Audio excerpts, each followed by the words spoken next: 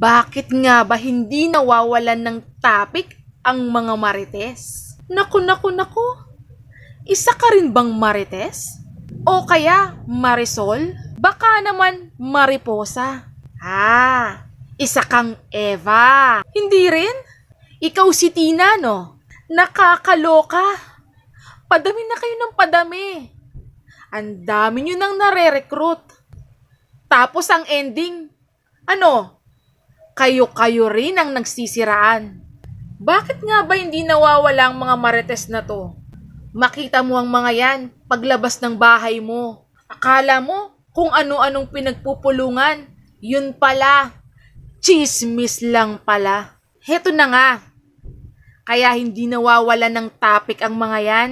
Kasi lahat ng dumadaan, pinagchichismisan.